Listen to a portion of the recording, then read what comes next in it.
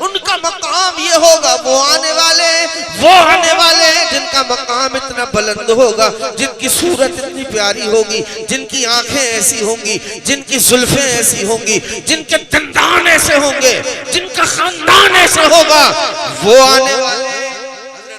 उनकी बशारत देते रहे, हजरत नूह उनकी बशारत देते रहे, हजरत आदम उनकी बशारत देते रहे, हजरत ईसा उनकी बशारत देते रहे। कहने लगे मैं तो खुशखबरी लेके आया हूँ उसकी जो मेरे बाद आने वाला है, मुबश्शिरम बिरसूल,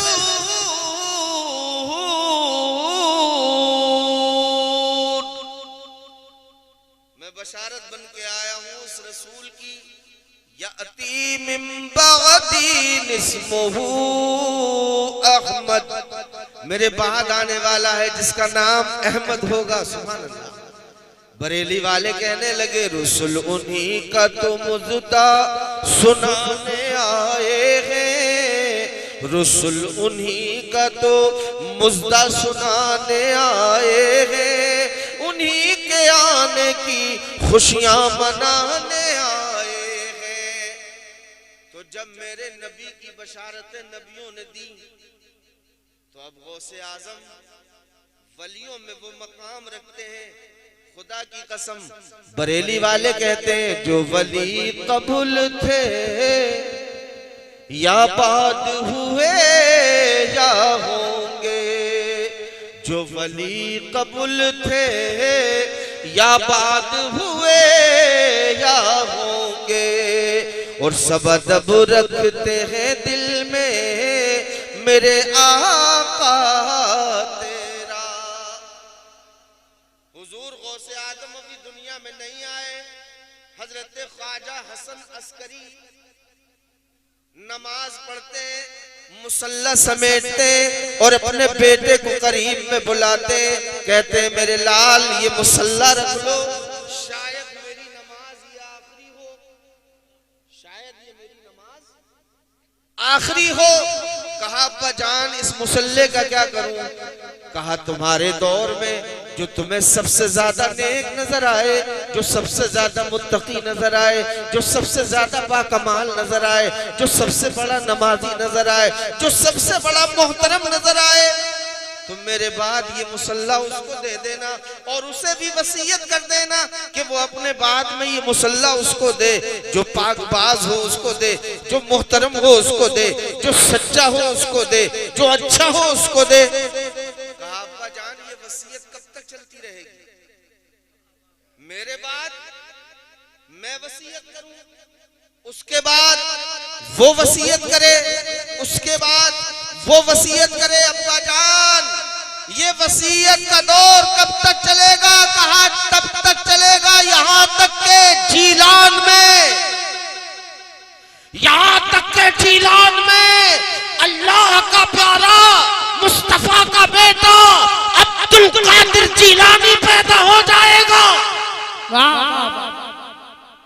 और जब वो बगदाद में खड़े होकर ऐलान करेगा तो ये मेरा मुसल्ला उस अब्दुल कादिर जीलानी।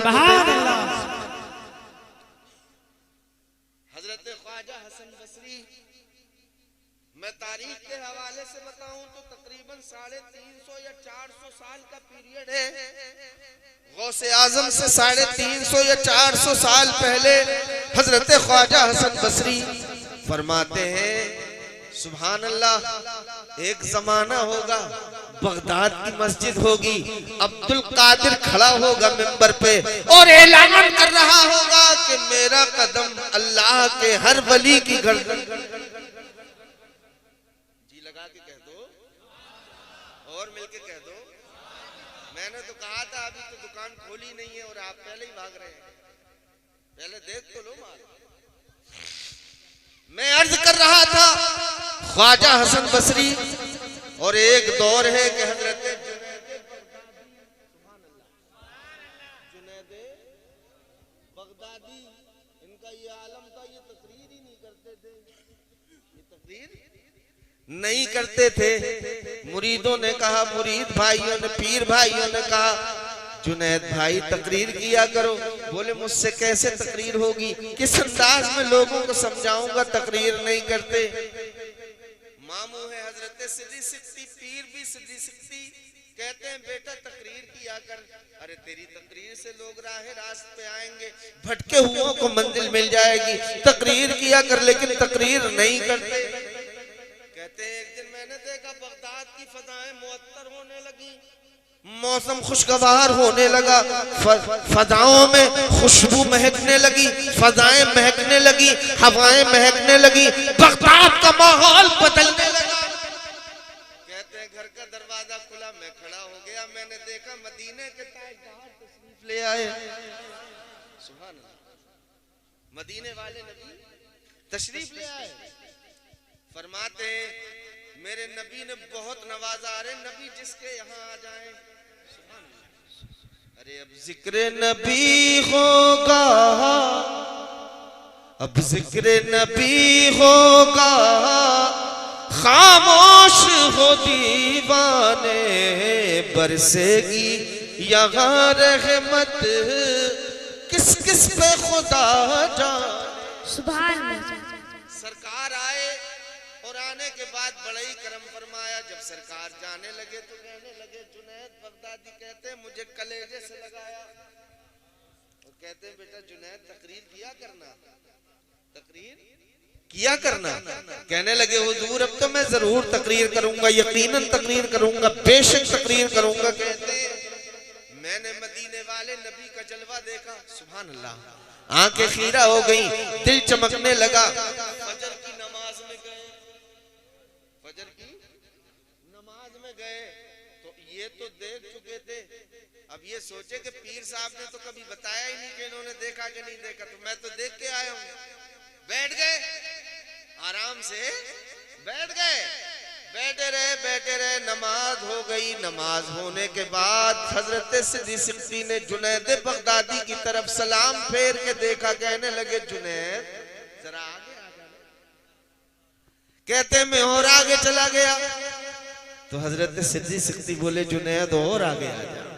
कहते मैं और आगे चला गया, फरमाते हजरत सिद्दी सिक्ती कहने लगे आ मेरे करीब बैठ जा। कहते मैं आपके मुसल्ले के सामने बैठ गया, मेरे पीर मुस्कुराने लगे। आए हलाली मुरीद वो होता है, हलाली मुरीद वो होता है जिसे अपने पीर पे नाज हो, और हलाली उम्मती वो होता है जिसे अपने नबी से वालिहाना मोहब्बत हो।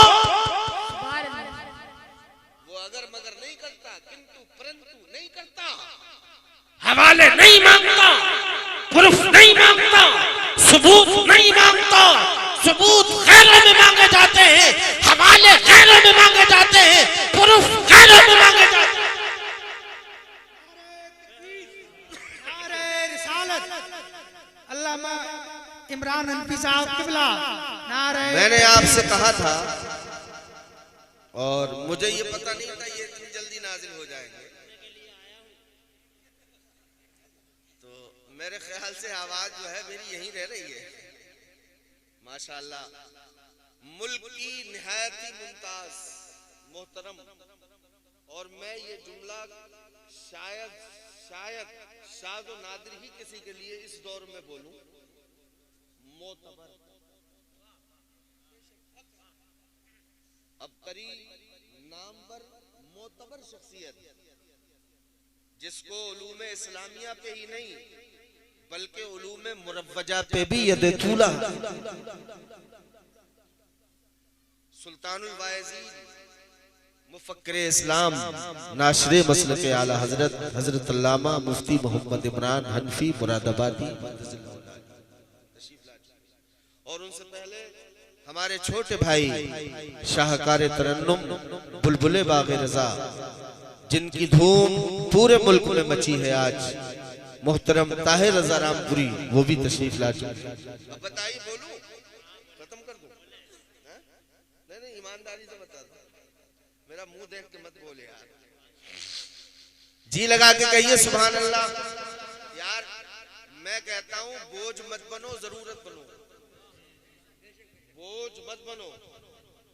आज मैं आपसे कहता हूं मुल्क की भी जरूरत बनो, मुल्क पे बोझ मत बनो। आप बोझ बने हो, आपको ढोने कोई तैयार नहीं होगा, लेकिन जिस दिन जरूरत बन जाओगे, जिस दिन जरूरत बन जाओगे तो दिल्ली की असेंबली ही आवाज नहीं देगी। अल्लाह की कसम, लखनऊ की असेंबली ही आवाज नहीं देगी, दिल्ली का लाल किला भी तुम्हें आवाज देगा। दिल्ली की पार्लियामेंट। नारे तकबीर, नारे रिसालत। अल्लामा इंतजारुल कादरी साहब क़िबला। सुभान अल्लाह। मेरे दोस्त, जो गुफ्तगू मैं थोड़ी सी समेट दूं, मैं इनसे सुनिएगा आप।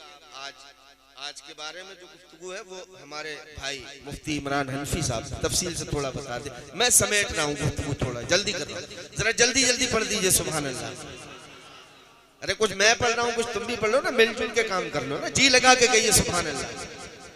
हजरत जुनैद बगदादी मुसल्ले के करीब बैठ गए। हजरत सिद्दी सिद्दी मुस्कुराए। हाय हाय, मुरीद को देख कर पीर मुस्कुराया। तो जुनैद बगदादी के चेहरे पे भी फूल खिलने लगे।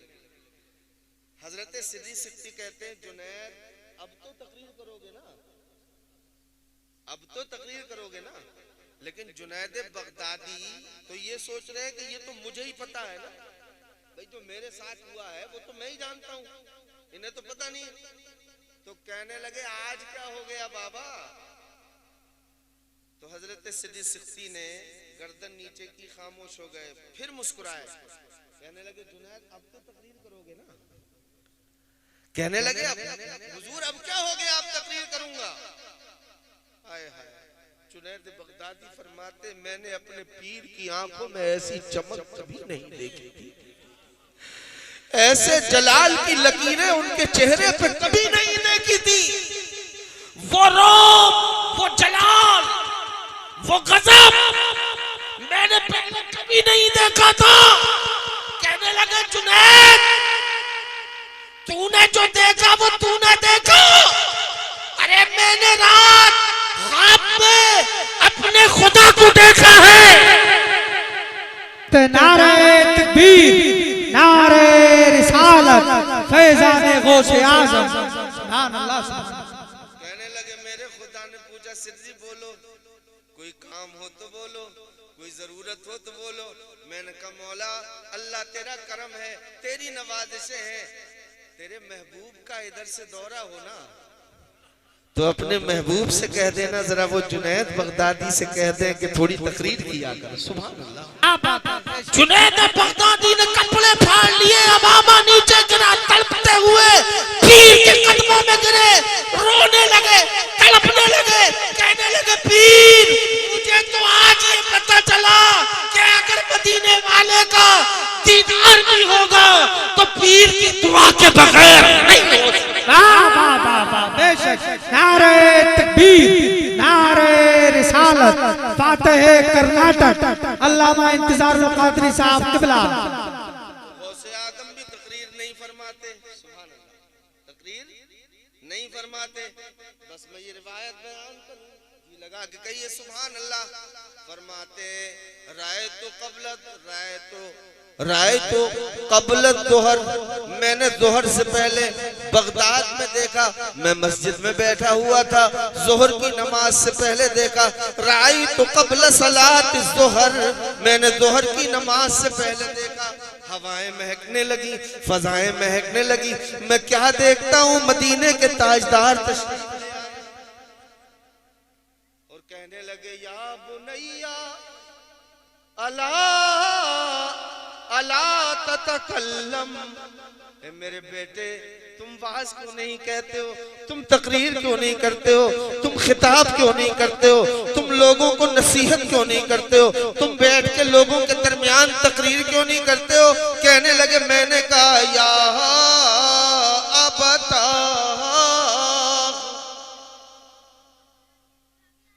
कैफा तकल्लमु अला फुसहाई बगदाद अना रजुलुन अजमी। आका मैं तो एक अजमी आदमी हूँ, मेरी जबान में वो फसाहत कहाँ, मेरी जबान में वो लोच कहाँ, मेरी जबान में वो बलागत कहाँ जो बगदाद के फसीहो बलीग लोगों के सामने मैं तकरीर करूं। मेरे फरमाते मेरे आका ने फरमाया इफ्ताह फाक, कहते मुंह खोलो। गौसे जिलानी कहते मैंने मुंह को फतहतहु, मैंने मुंह खोल दिया, मैंने मुंह खोल दिया। फरमाते फतफल सित्ता फतफल सबआ, फरमाते जब मैंने मुंह खोला तो मेरे नबी ने 7 मर्तबा मेरे मुंह में लुआबे दहन डाला। सुभान अल्लाह, लुआबे दहन डाला। फरमाते मैंने नमाज अदा की, नमाज के बाद फिर मैंने देखा कदुरते जालैया, मुझ पे कपकपी तारी हुई, मैं घबराने लगा, लोगों का हुजूम लग गया, लोग इकट्ठे हो गए मेरे पास में, लोगों की भीड़ लग गई। कहते मैंने इतने में देखा मेरे बाबा हजरत अली तशरीफ, कहने लगे वो भी या बुनैया लिमा ला ततकल्लम, ए मेरे बेटे तुम तकरीर क्यों नहीं करते हो, तुम वाज क्यों नहीं करते हो, तुम हिकमत के साथ लोगों को, अच्छी नसीहत के साथ, हिकमत के साथ लोगों को अल्लाह की तरफ क्यों नहीं बुलाते हो। कहने लगे मैंने कहा आका मैं कैसे कैसे तकरीर करूं, कैसे बात करूं, मुझ पे कपकपी तारी है, मुझ पे घबराहट तारी है, मैं घबरा रहा हूं, मैं कपकपा रहा हूं। फरमाते हैं मेरे बाबा हजरत अली कहने लगे इफ्ताह फाक,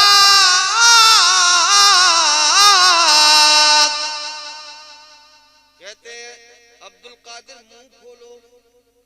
कहते मैंने फिर मुंह खोला, फतफल सित्ता, तो हजरत अली ने 6 मर्तबा मेरे मुंह में लुआबे मुबारक डाला। सुभान। और फरमाया कि अब्दुल कादिर अब तो तकरीर करोगे ना, तो कहने लगे मैंने कहा लिमाला तकमिलुहा सबआ, अरे आका ने 7 बार डाला था, आपने 7 बार लुआबे दहन क्यों नहीं डाला। तो हजरत अली कहने लगे अदबन मा रसूलिल्लाह, के रसूल का अदब करते हुए, एहतराम करते हुए, यानी वो सहाबी है तो उनको एहतराम का अंदाज, उनको एहतराम का इस हद तक ख्याल है कि फरमाते हैं अगर नबी ने लुआबे मुबारक 7 बार डाला है तो मैं 6 ही बार डालूंगा ताकि कोई ये ना कहे अली नबी के बराबर। बोलो बोलो बोलो बोलो, अली नबी के बराबर। अरे जब अली कौन, दामाद मुस्तफा खैबर शिकन अली ये मुर्तजा जो मुस्तफा के भाई भी हैं, मुस्तफा के दामाद भी हैं, वो उनके बराबरी होने से किसी के गुमान से अपने आप को बचा रहे हैं। तो तू खुद फैसला कर, तू शर्मो है खैरुल यकसा कहाँ है खैर, तू शर्मो है खैरुल बशर यकसा कहाँ है खैरो शर। अरे है फर्क इनमें इस कदर, तू भी बशर वो भी बशर। जी लगा के कहिए सुभान अल्लाह।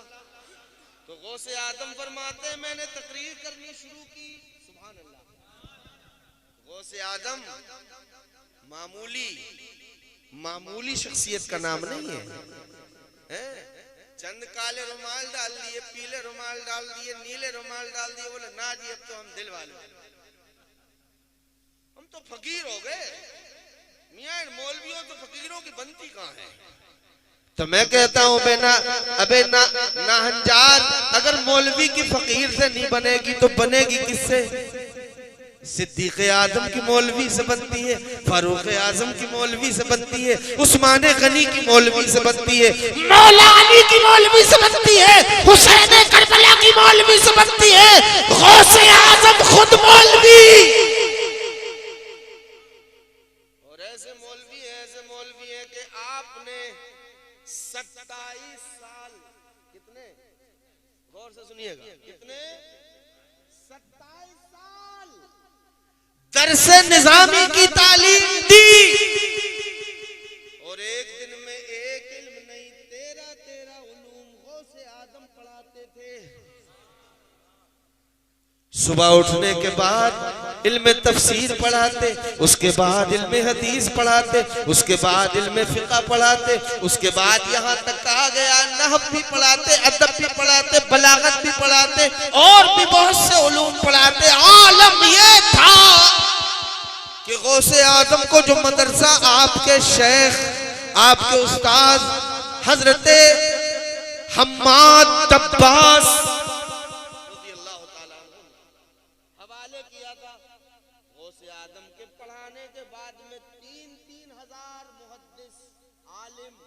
फाजिल एक साल में फारिग हुआ करते थे। सुभान अल्लाह। आपने 27 साल दरसे निजामी पढ़ाया और 40 साल तक तकरीर की। और तकरीर का ये आलम था, जब आपने तकरीर शुरू करनी शुरू की तो वो जगह कम पड़ गई, तो मोहल्ले की मस्जिद में तकरीर शुरू की, मस्जिद में भी जगह कम पड़ गई तो जामा मस्जिद में तकरीर शुरू की, जामा मस्जिद में भी जगह कम पड़ गई तो आपने ईदगाह में तकरीर शुरू की। लोग ईदगाह में भी नहीं आने लगे, बहुत लोग हो गए, वहां भी जगह कम पड़ गई तो गौसे आदम बोले चलो अब सहरा में खेमे नस्ब किए जाएंगे, जंगल को मंगल बनाया जाएगा। जंगलों में आपने तकरीर शुरू की। मुल्ला अली कारी फरमाते हैं आपकी तकरीर में 70,000, 80,000, कभी 90,000, कभी कभी 1-1 लाख लोग तक सुनने के लिए शरीक होते थे।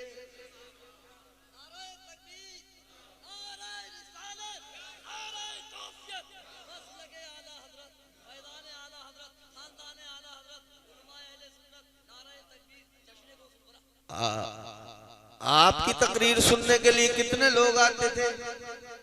80,000, 90,000, 1 लाख। और ये मैक नहीं थे उस वक्त में, ये मैक नहीं थे, ये मैक ऐसे ही बोलते थे। लेकिन लिखने वालों ने लिखा कि जैसी आवाज पहली सफ वाले को जाती थी वैसी ही आवाज आखिरी सफ वाले को जाए। और आलम ये था, आलम ये था कि कभी इधर से 100 लोग उठते थे, कहते थे आका आज से नमाज पढ़ेंगे, उधर से 50 उठते थे, कहते थे आका सूद नहीं खाएंगे, उधर से 10 उठते थे, कहते थे आका शराब नहीं पिएंगे, उधर से 50 उठते थे, कहते थे आका जुआ नहीं खेलेंगे, बुराई नहीं करेंगे, कोई गलत काम नहीं करेंगे। जब आते थे भले ही वो गुनाहों में मुलव्विस, लेकिन गौसे आजम की महफिल में बैठ के आया है, तूने पी पियालों से और हमने पी निगाहों से, और फर्क है बहुत साथी तेरे मेरे पीने में। तो मेरे दोस्त, अब गौसे आदम ने जंगल में तकरीर शुरू की। आलिम, इतने बड़े आलिम, इतने बड़े आलिम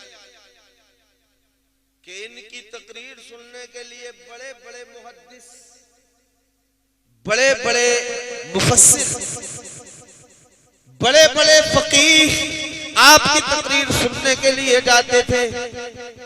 आलम, तो सही बात तो ये है कि इस दुनिया में कोई ऐसा नहीं बचा है जिस पे एक दूसरे ने तनकीद ना की। इमाम आजम पे लोगों ने तनकीद की, इमाम अबू यूसुफ पे लोगों ने तनकीद की, किसी ने मुहद्दिसीन पे तनकीद की, मुहद्दिस ने मुफस्सिरीन पे तनकीद की, मुफस्सिरीन ने फुक़हा पे तनकीद की, फुक़हा ने मुतकल्लिमीन पे तनकीद की। एक दूसरे से मुनाज़ा रहा है। चिश्तियों की सोहरवर्दियों से नहीं मिलती, सोहरवर्दियों की चिश्तियों से नहीं मिलती, चिश्तियों की नक्शबंदियों से नहीं मिलती। बहुत मुनाज़ा रहा है और किसी न किसी की तनकीद जरूरी है। लेकिन इसी धरती के ऊपर और इसी आकाश के तले एक ऐसा साफ सुथरा बंदा भी है जिसको दुनिया अब्दुल कादिर जिलानी कहती है। मुहद्दिसीन से पूछो, कहते हैं हमारा इमाम मुफस्सिरीन से पूछो कहते हैं हमारा इमाम, सूफिया से पूछो कहते हैं हमारा इमाम।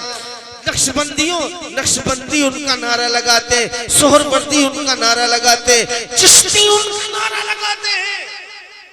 और क्यों ना लगाएं, क्यों ना लगाएं? आला हजरत फरमाते मजरे चिश्तो बुखारा इराको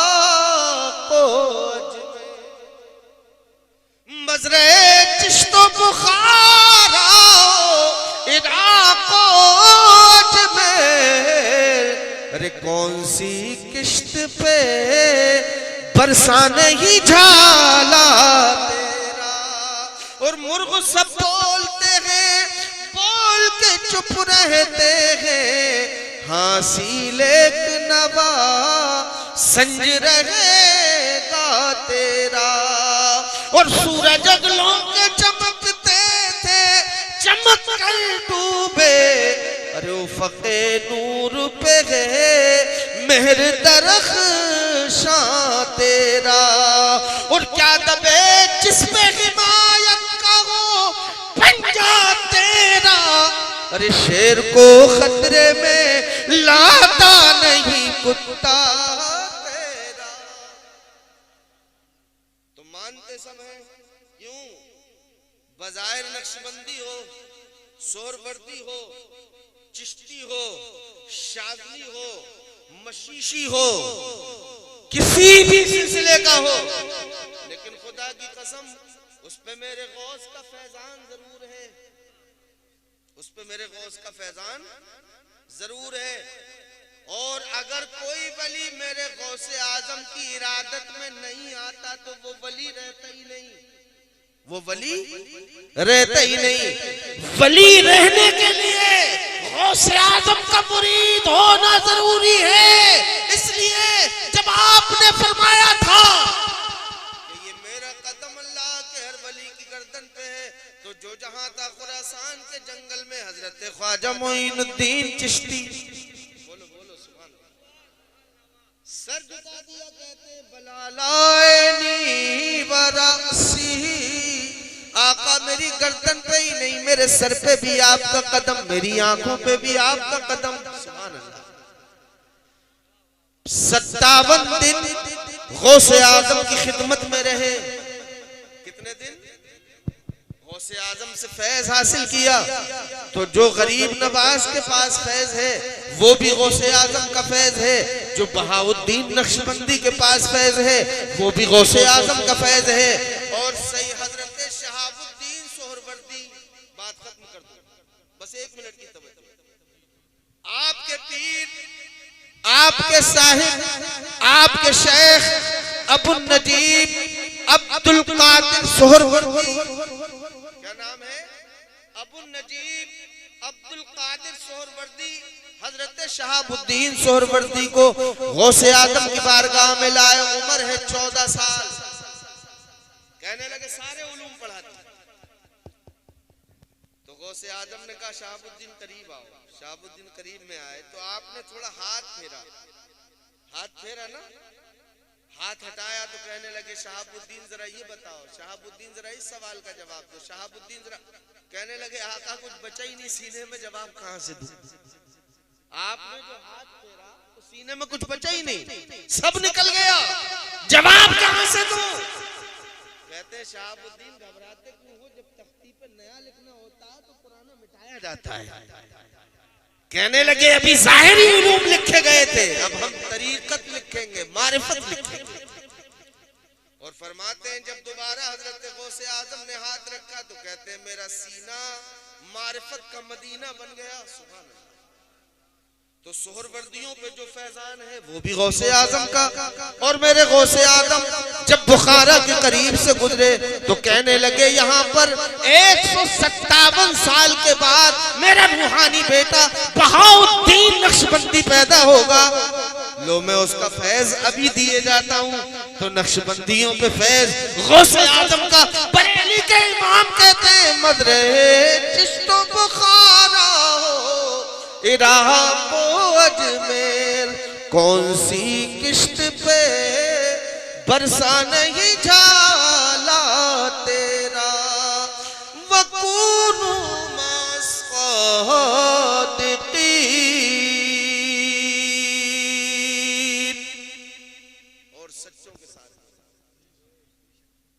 सच्चों के साथ हो जाओ। ये तुम्हें खुदा से मिलने के लिए खुदा वालों से, अल्लाह से मिलने के लिए अल्लाह वालों से मिला करो। भाई जिसके पास जो चीज होती है ना उसी से मिलोगे तो मिलेगी ना। तो जो चीज जिसके पास है उससे मिलोगे तो मिल जाएगी। घी वाले से घी मिल जाएगा, शक्कर वाले से शक्कर मिल जाएगी। बोलो बोलो, शक्कर वाले से शक्कर मिलेगी, घी वाले से घी मिलेगा, अनाज वाले से अनाज मिलेगा, गल्ले वाले से गल्ला मिलेगा। अब तुम कहोगे खुदा कहाँ मिलेगा, तो अल्लाह वालों से अल्लाह मिलेगा। सुभान अल्लाह। वकूनू मस्सादिकीन।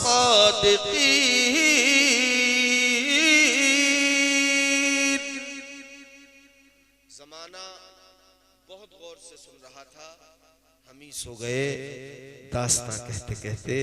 जिंदगी ने वफा की तो इंशाअल्लाह फिर किसी मौके पर। और मैं दुआ करता हूँ कि ये जो कुछ ज़िक्र खैर किया गया है अल्लाह पाक इसका सवाब नकीबुल मुल्क, नकीब अहले सुन्नत, नकीब हिंदुस्तान, इज्जत माब हजरत अल्लामा मौलाना तौसीफ नूरानी साहब की दादी जिनका चेलुम है, अल्लाह ताला इसके सदक़े में उनकी कब्र पर रहमत और नूर की बरसात फरमा दे, उनकी कब्र में उजाला फरमा दे। बगदाद वाले के सदक़े में उनके गुनाहों को माफ फरमाकर उनको जन्नत में जगह अता फरमा दे। मेरे बोलने में जो भी खता हो, लफ्ज़िश हो, मैं तौबा करता हूँ। अस्तग़फिरुल्लाह रब्बी मिन कुल्लि ज़ंबिन व ख़तीयतिन व अतूबु इलैहि व अक़ूलु व नक़ूलु ला इलाहा इल्लल्लाह मुहम्मदुर रसूलुल्लाह सल्लल्लाहु अलैहि वसल्लम व मा अलैना इल्लल बलाग। अस्सलाम।